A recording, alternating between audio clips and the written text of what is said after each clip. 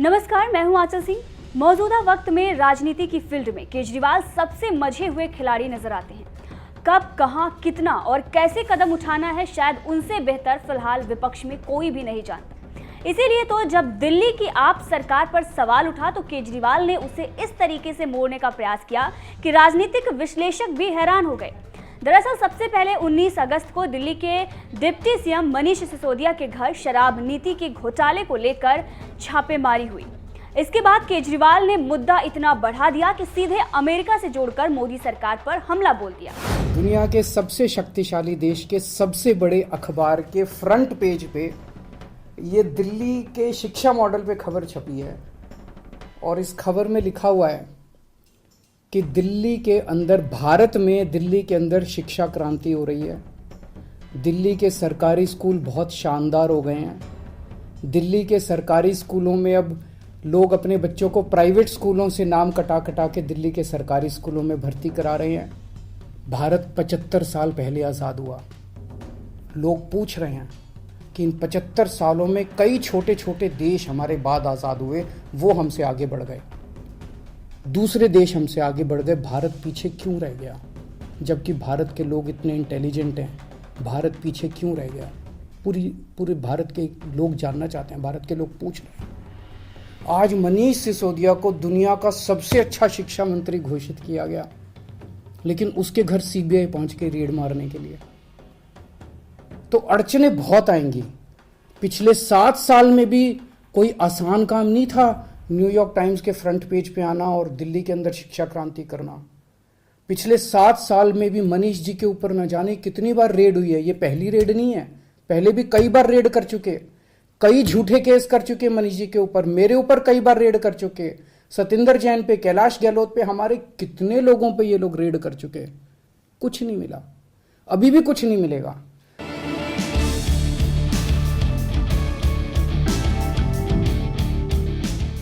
मामला अमेरिका से जोड़कर केजरीवाल ने तगड़ी चाल चली, लेकिन जल्द ही सब ठंडा पड़ गया।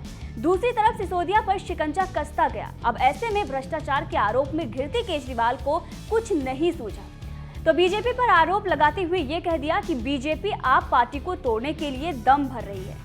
8 विधायक गायब हो गए हैं।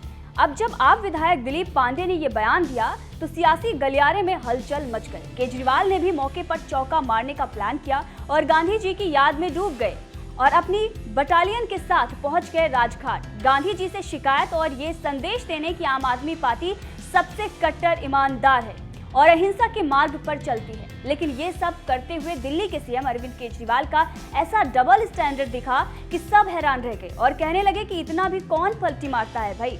अब आप सोच रहे होंगे कि केजरीवाल कहां पर ये नई गुलाटी मार रहे हैं, तो इसके लिए आपको 2 तस्वीरें देखना बेहद जरूरी है।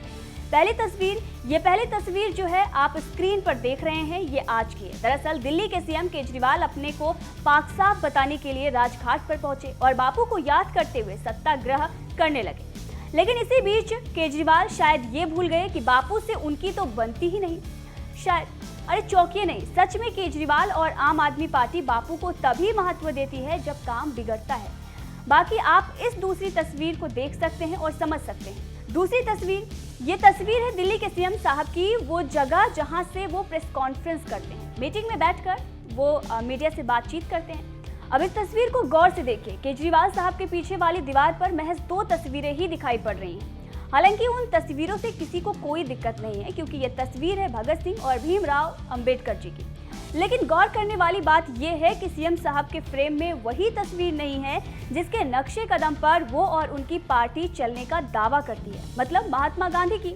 दिलचस्प बात यह भी है कि 2 जगह आपके सीएम हैं और दोनों जगह सीएम ऑफिस के मेन फ्रेम से ही गांधी जी गायब हैं।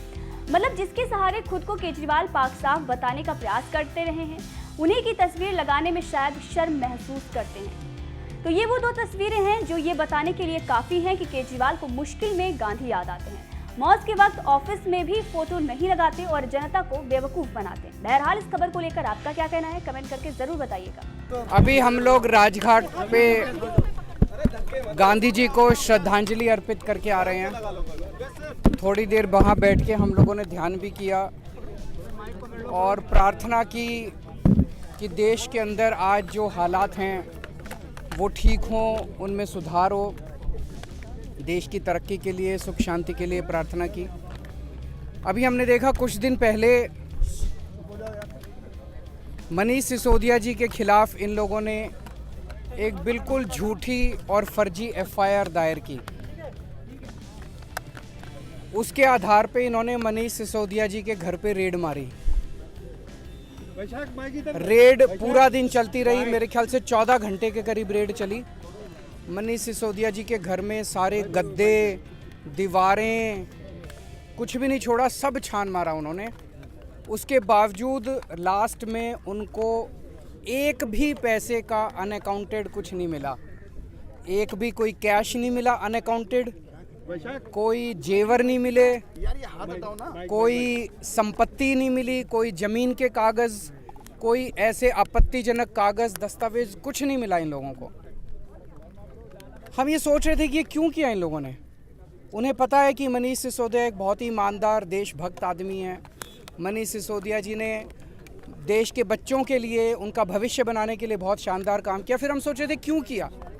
वो तब समझ में आया जब रेड के अगले दिन इन लोगों ने संदेश भेजा मनीष सिसोदिया जी को, नीचे करो यार कि आप अरविंद केजरीवाल जी को छोड़ दीजिए, आम आदमी पार्टी को छोड़ दीजिए, आम आदमी पार्टी को तोड़ के कुछ विधायकों को लेके हमारे साथ आ जाइए, हम केजरीवाल जी की सरकार गिरा के आपको सीएम बना देंगे और हम आपके सीबीआई के और ईडी के सारे केसेस ख़त्म कर देंगे। मैं समझता हूँ मैंने पिछले जन्म में कुछ पुण्य किए होंगे। मैं समझता हूँ मैं बहुत सौभाग्यशाली हूँ कि मुझे मनीष सिसोदिया जी जैसे साथी मिले। उन्होंने इतनी बड़ी बात, उनको सीएम बना रहे थे ये लोग, मुख्यमंत्री बना रहे थे मेरी सरकार गिरा के, उन्होंने उसको ठुकरा दिया। उन्होंने कहा मेरे को सीएम नहीं बनना। उन्होंने कहा कि सीबीआई और ईडी के सारे केस ख़त्म कर देंगे, उन्होंने उनका ऑफ़र ठुकरा दिया। अब ये पिछले कुछ दिन से हमारे एमएलएज़ के पीछे पड़े हैं। हमारे एमएलएज़ को, एक एक एमएलए को 20-20 करोड़ रुपए का ऑफ़र दिया जा रहा है, 20-20 करोड़ रुपए का, कि आप 20 करोड़ रुपए ले लो और आप केजरीवाल जी की सरकार तोड़ दो, केजरीवाल जी को छोड़ दो, आम आदमी पार्टी को छोड़ दो और हमारे साथ आ जाओ। मुझे बेहद खुशी है कि हमारा एक भी एमएलए अभी तक नहीं टूटा है। इनका टारगेट जो मुझे पता चला है कि 40 एमएलए इनके हैं, जो कि 40 एमएलए तोड़ के सरकार गिराने का इनका टारगेट है। पर मैं दिल्ली की जनता को कहना चाहता हूं कि आपने एक कट्टर ईमानदार पार्टी को वोट दिया है, कट्टर ईमानदार सरकार को वोट दिया है। मैं, मेरे एमएलए, मेरे मंत्री, हम कट जाएंगे, देश के साथ दगा नहीं करेंगे, जनता के साथ हम दगा नहीं करेंगे। हमने प्रार्थना यही की कि जो ये माहौल चल रहा है देश के अंदर, एक के बाद एक सरकार गिराने का, महाराष्ट्र की सरकार गिरा दी इन्होंने, कर्नाटक की सरकार गिरा दी इन्होंने, मध्य प्रदेश की सरकार गिरा दी इन्होंने, गोवा की सरकार गिरा दी इन्होंने, झारखंड की सरकार गिराने जा रहे हैं, बिहार के अंदर हम देख रहे हैं क्या किया इन्होंने, अब दिल्ली की सरकार। ये अच्छा थोड़ी है। ये हमसे लड़ रहे हैं, हमसे क्यों लड़ रहे हैं? सारा देश मिलके आगे बढ़ेगा तभी तो हम तरक्की करेंगे।